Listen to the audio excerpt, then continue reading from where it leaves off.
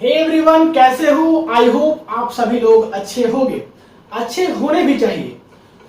तो आज बहुत दिनों के बाद हम लोगों का मुलाकात हो रहा है ऑनलाइन प्लेटफॉर्म में। कुछ मेरा भी एग्जाम्स वगैरह चल रहा था, जिसके चलते हम बिजी थे, आप लोगों से नहीं मिल पा रहे थे ऑनलाइन प्लेटफॉर्म में। कोई बात नहीं, अब हम आप लोग के साथ कंटिन्यू रहेंगे और आज से जो है हम लोग एक न्यू जर्नी स्टार्ट करने वाले हैं। न्यू जर्नी क्यों?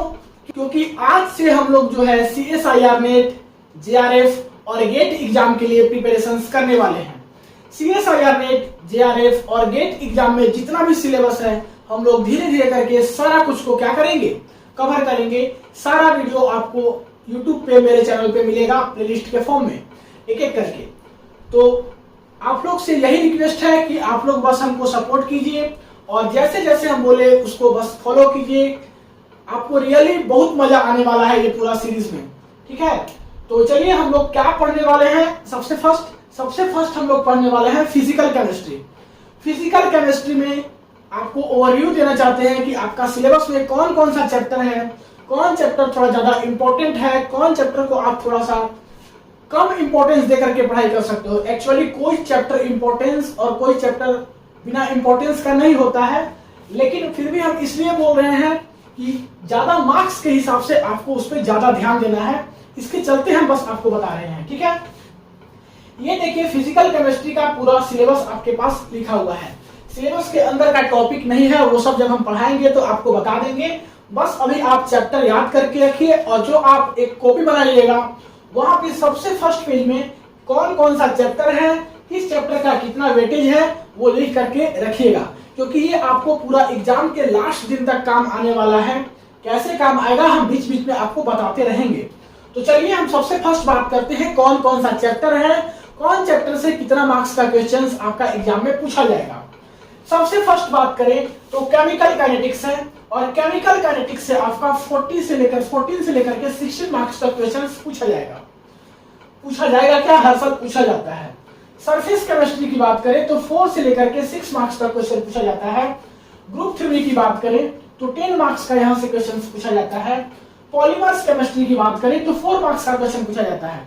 आप बोलिएगा कि पॉलीमर्स केमिस्ट्री फिजिकल में कहां से आ गया, तो आपको बता दें कि हम लोग ऑर्गेनिक में भी और फिजिकल में दोनों जगह पॉलीमर्स केमिस्ट्री पढ़ते हैं। ऑर्गेनिक केमिस्ट्री में हम लोग इसको रिएक्शंस के अप्रोच से ज्यादा देखते हैं और यहाँ पे हम लोग थोड़ा न्यूमेरिकल अप्रोच से देखते हैं, ठीक है? चीजें लगभग सेम मिलेगी आपको। अगर आप ऑर्गेनिक में पढ़े हो तो यहाँ पे आपको ज्यादा इजी लगने वाला है। ये सब आप BSc में सब कुछ चैप्टर लगभग पढ़ के ही आए होंगे, तो उम्मीद करते हैं कि बेसिक तो क्लियर ही होगा। नहीं भी होगा कोई फर्क नहीं पड़ता है, एकदम हम जीरो से स्टार्ट करेंगे, कुछ भी चीज को बाउंस करके नहीं भागेंगे, ठीक है? इलेक्ट्रोकेमिस्ट्री जो है आपका 10 से लेकर के 12 मार्क्स का क्वेश्चन पूछा जाएगा यहाँ से। वही बात करें थर्मोडायनेमिक्स का तो थर्मोडायनेमिक्स से आपका 18 से लेकर के 20 मार्क्स का क्वेश्चन पूछा जाएगा और इसमें दोनों थर्मोडायनेमिक्स इंक्लूड होता है, एक केमिकल और एक स्टैटिक दोनों जो है आपका इंक्लूड रहेगा। नेक्स्ट बात करते हैं सॉलिड स्टेट, इससे 6 से 8 मार्क्स का क्वेश्चन पूछा जाता है। इसको आप लोग 11, 12 और BSc दोनों जगह पढ़े हो, ठीक है? क्वांटम केमिस्ट्री जो कि आपके लिए BSc सेमेस्टर 5-6 के आसपास पढ़ना रहता है, नया आता है, तो ये बहुत अच्छा इंपॉर्टेंट वेटेज रखता है। इस चैप्टर का 20 से लेकर के 22 मार्क्स का क्वेश्चन यहाँ से पूछा जाता है। वही बात करें फेज इक्विलिब्रिया का तो फेज इक्विलिब्रिया से 4 से लेकर के 6 मार्क्स का क्वेश्चन पूछा जाता है। और आपका मॉलिक्यूलर स्पेक्ट्रोस्कोपी, जिसमें कि हम लोग rotational spectroscopy, Raman spectroscopy, vibrational spectroscopy ये सब पढ़ते हैं, वहां से लेकर के आपका 6 से लेकर के 8 मार्क्स का क्वेश्चन पूछा जाता है।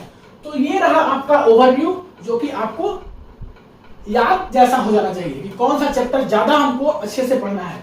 देखिए ज्यादा अच्छे से क्यों बोल रहे हैं, क्योंकि जब आप कंपटीशंस में बैठोगे, जो आप CSIR नेट JRF का एग्जाम दोगे तो 200 मार्क्स का पेपर होता है। 200 मार्क्स में आपको 200 मार्क्स नहीं लाना होता है।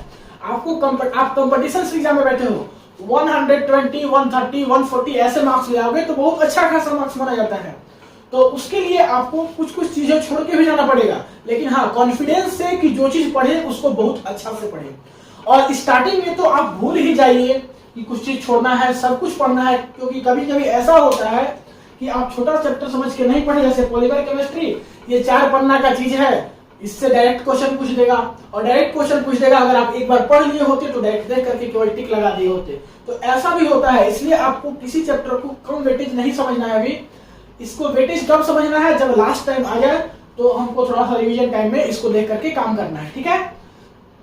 तो क्या क्या पढ़ने वाले हैं फिजिकल केमिस्ट्री में समझ में आ गया। अब जो है हम लोग नेक्स्ट क्लास में, ये तो बस ऐसे ही हम सिलेबस डिस्कस करने के लिए एक छोटा सा 5-10 मिनट का क्लास लिए, नेक्स्ट क्लास में हम लोग केमिकल काइनेटिक्स स्टार्ट करेंगे। और केमिकल काइनेटिक्स बहुत ही अच्छा खासा चैप्टर है, 14 से लेकर के 16 मार्क्स तक क्वेश्चन यहाँ से पूछा जाता है। तो आप लोग वीडियो को बिल्कुल मिस मत कीजिएगा, और कैसे हम पढ़ाने वाले हैं थोड़ा आपको बता दे रहे हैं।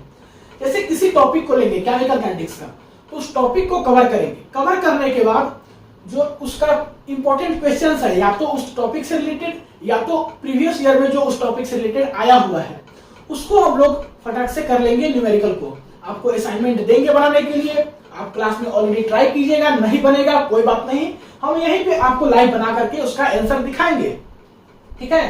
तो हर टॉपिक में ऐसे ही करेंगे। तो एक चैप्टर में अगर 10-12 टॉपिक हो रहा है तो आपको 10-12 न्यूमेरिकल का या उससे रिलेटेड थ्योरी टाइप का क्वेश्चन जो भी होगा कराएंगे, जो कि आपका एग्जाम में क्वेश्चंस आता होगा।